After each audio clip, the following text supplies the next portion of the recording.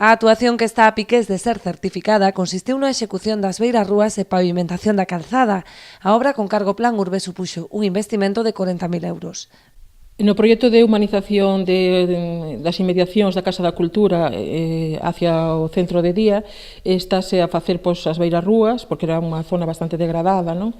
As beirarrúas e tamén unha pavimentación da calzada.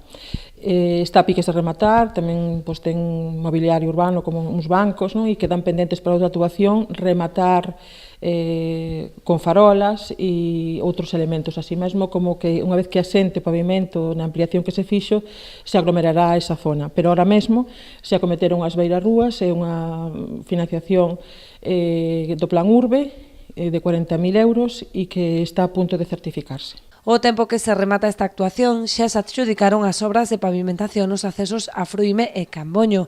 Está previsto que próximamente se aprobe en Xunta de Goberno a mellora do camiño da Gandarela á Mina. Están tamén a punto de firmarse os contratos, xa se adxudicaron as obras de mellora do pavimento aglomerado na zona de acceso a Fruime dende o cruce de Cese Gandarela e tamén en Camboño desde o límite co Son hasta a igrexa. Son dúas actuacións necesarias e que son o inicio de outras que se farán a continuación na mesma zona, pero xa para ir deixando listo un aglomerado esas dúas zonas. Tamén estamos para levar a Xunta de Goberno dentro do plan de camiños de Agader,